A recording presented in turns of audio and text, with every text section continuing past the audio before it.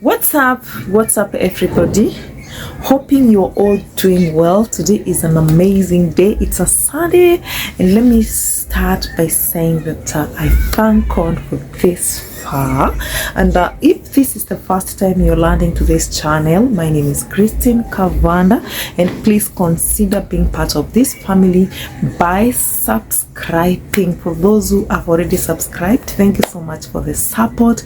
Please continue watching my videos, please. And once you've watched your video, if you like the video, please give it a thumbs up, and please leave a comment behind. Let me know what I need to do better. So because guys, I always rely on your opinion. Your opinion is of great importance. Remember, this is a channel where you learn different tips on how to handle different situations. And today guys, our situation is, those who have been watching the YouTube, you've seen what has been happening the last 2 days. Is it 2 days? I think since Friday. You've seen what has been trending about David Moya. Guys, people have been saying that David Moya alikuwa amewekwa na Mumamas, and all of a sudden the Mumamas came back and took everything that David Moya, and that he took the car that David was driving. Sijui he closed the spa that was owned by David. And today guys, I want to ask yourself, do you think it is okay for these young men to be kept by Mumamas? Because there is something I want to tell them. They don't know. You know me, I'm a Mumamas, and if I want to keep one, I can. And so today guys, there is something that I want to let men know, because first of all, these young men, they don't think about what are the consequences of it.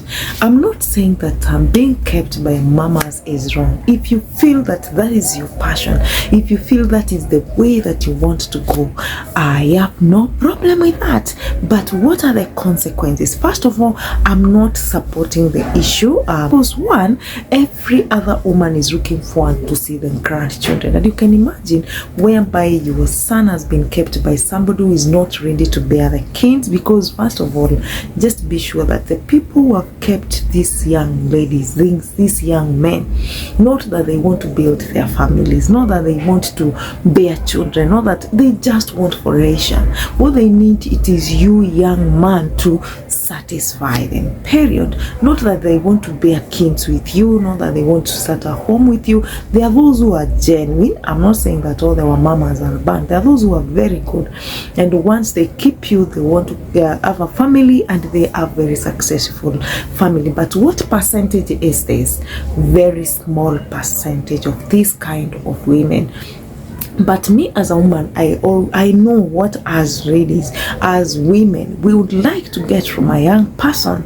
It is because not that we want to build a family. It is because I want you, young man, to satisfy me. But look at the consequences. We've seen so many men, so many young men who have gone through this, who have been kept by our mamas. And what is the end result? These guys end up being dumped. So even as you make a decision of whether you need to be kept by a Mumamas, whether you want to, or whatever decision that you want to make, you need first of all to look at the consequences. First of all, know what you want in life. Is it a person who needs to have a better family or a happy family? If you're that one person, then before you make this decision, know that it might not be possible. Because you can imagine whereby you've been kept by Mumamas and you still want to see your girlfriend, and at the end of the day, what happens? The mama says that you are cheating on her, and you can imagine not that she is marrying you, it is that she wants you to keep on satisfying her. That's hard. So if you're that one young man who is planning to have a happily married family, that's a happy family, please do not involve yourself to this kind of situation, because first of all, you'll be wasted for your time.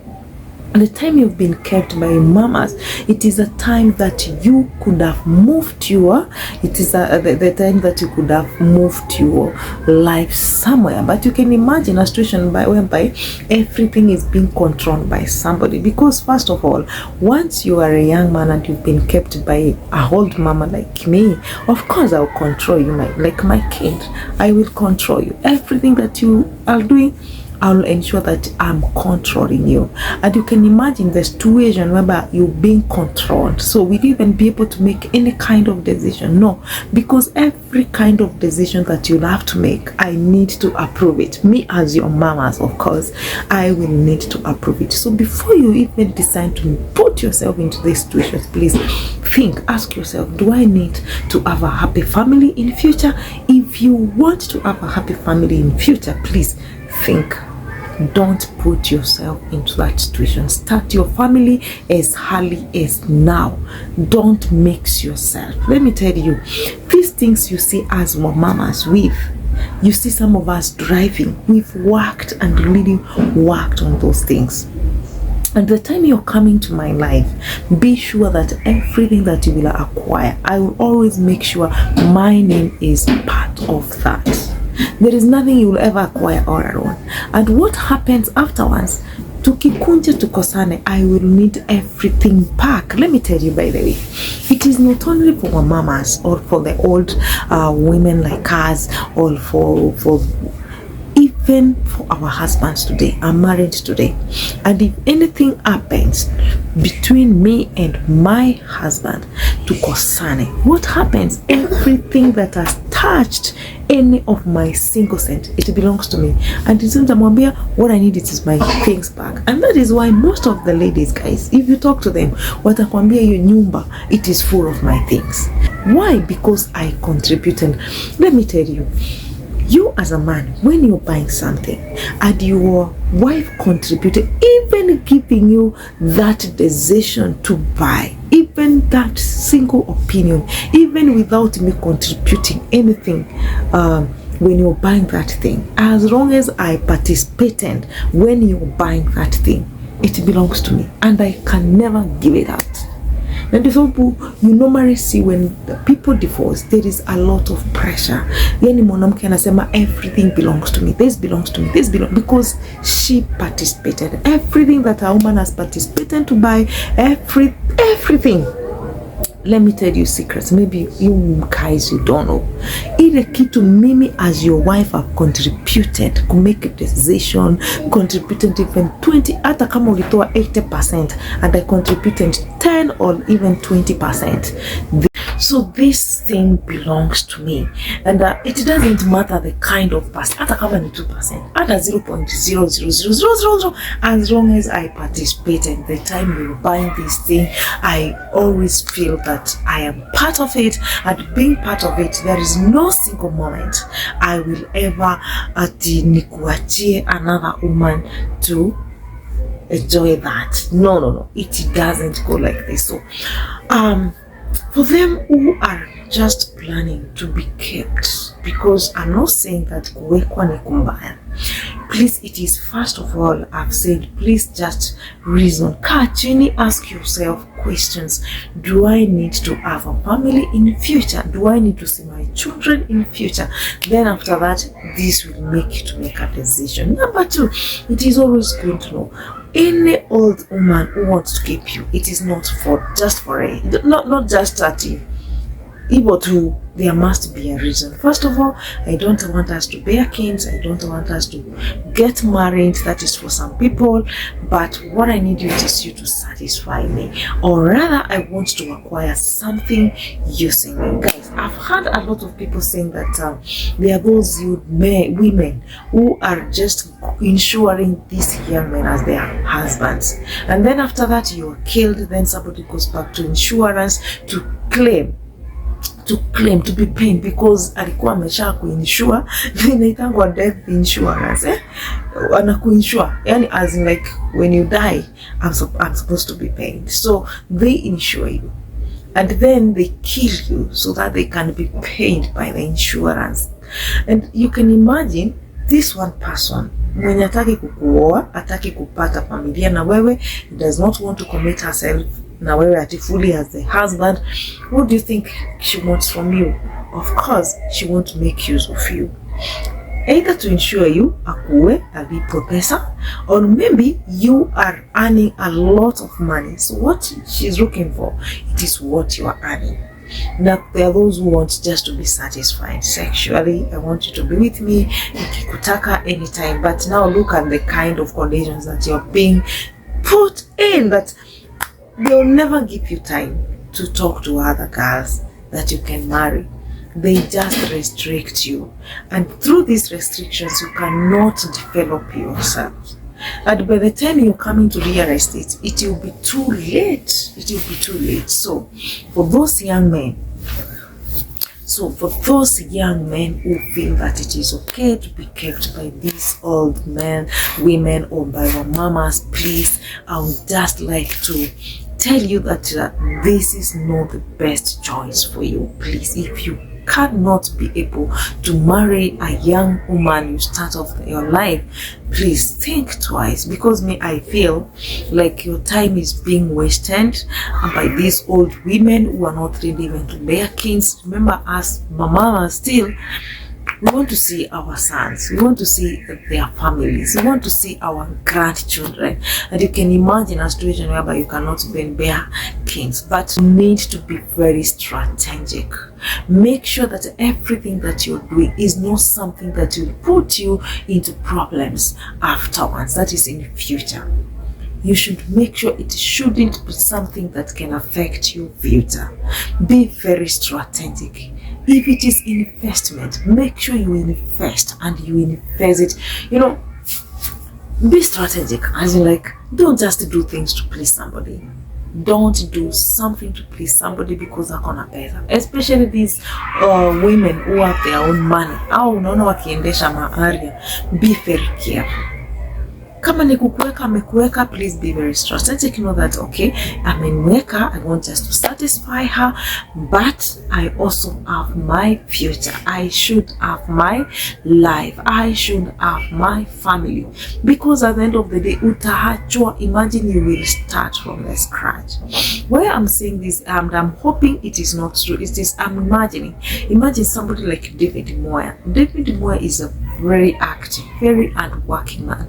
And let me tell you guys, what he does can sustain him very well, because the changes, you can imagine if he can be able to dance to like 3 people in a day, and the way he's just hata akifanya like just 15 dances in a month, that is so much good for her. Yani, he's just okay. So okay, sometimes you might be saying, okay, David Moya aliwekewa the spa was not his, but let me tell you why people are saying this, and why maybe kama it happen, kwa nini inaweza kuwa alinyang'anywa the spa. It is if this woman contributed, even if David Moya had done 90%, and the woman came back with the chairs, just the seat of the spa, just the seat, you can imagine. Your seats too of the spa, or even mirrors, or even designing. The woman feels that I'm part of it. And so, tukikosana, I want my spa back. I will not even factor in the 90% that this David had put. That is what happens. And it is not only to these young, Mumamas. It can happen to each and every family. When you break up, the woman will always feel that everything that was in that house belongs to me. And they fight for them. Hata ile anjanunua, as long as it is by chair, na mimi nilikuwa naipanguza, I was taking care of that, na ni wewe ulinunua, I still feel that I'm part of it.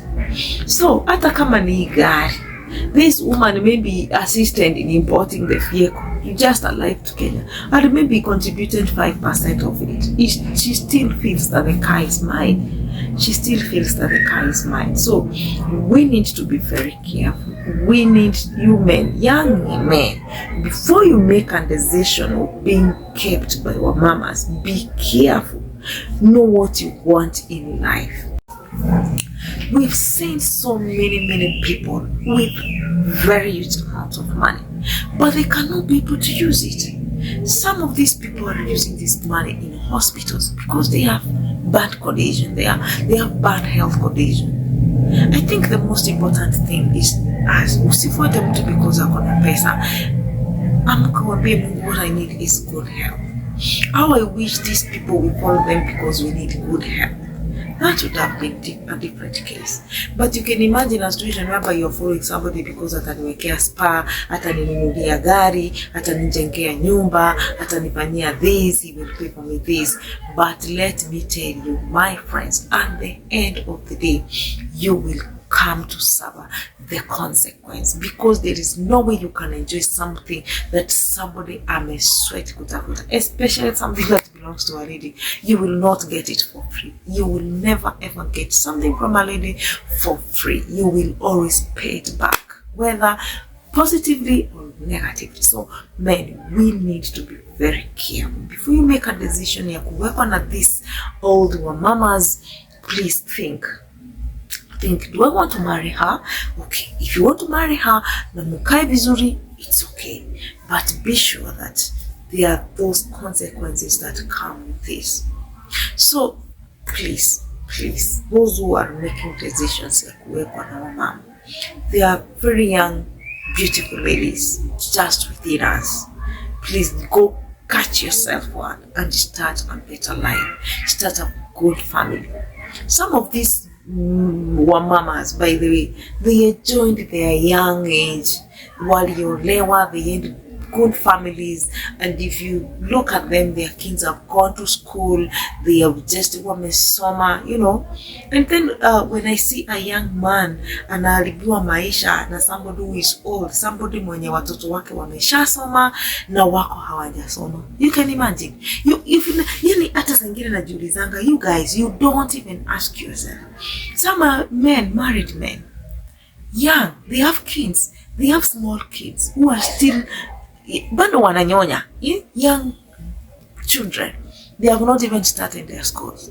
Some are in primary schools, hata when they're doing secondary schools. And this one person who is keeping you, akona watoto wamemaliza university. Their kids are even completed, others are even working. And you hear you being cheated by somebody who has already established herself. Somebody who has already developed herself. Somebody who is comfortable, and you end up even making your wife to live a very miserable life because of somebody who enjoyed her life there before, enjoy maisha yake, akachoka, and now because he just wants to continue with that enjoyment, he picks somebody who is young, somebody who has a family. You make your family to suffer, to make somebody's family alikuwa na maisha mazuri mbeleni, and she want to continue enjoying that whole life by using you. So please, men, you need to think before you make these decisions. Think about your family. I always say, the only person who can feel your pain, the pain when you're not there, it is only your family. Your family, your kids. If my father is not there today, who will be affected the most? Me, because I'm his daughter. I'll be affected the most because my dad, you can imagine. And now you can imagine if my dad aliniacha, hata anijui niko wapi. Would that be fair? So please, before you make any kind of decision, just think about your future. Anyway, I know men, young men, some of them are very capable and they are very strong. Like David Moya is a strong man, and he can also do great things for himself. It is not necessarily a worker with a spa. It's something that he can do it himself because he's an active man. He's a very, he's somebody who can think. Hata kama anasikia amewekwa, I don't understand, because this somebody I respect very much. It's somebody that I know he can do wonders. It's somebody I know that he can. So please, guys, thank you so much, those who've been watching these videos. Thank you so much for watching this video. If you've not subscribed, I still give you this opportunity, please, to subscribe to my YouTube channel, because this is the only channel where you get different, to learn deep. This is the only channel where you learn different tips on how to handle different situations. And from you guys, as usual, I want to say goodbye.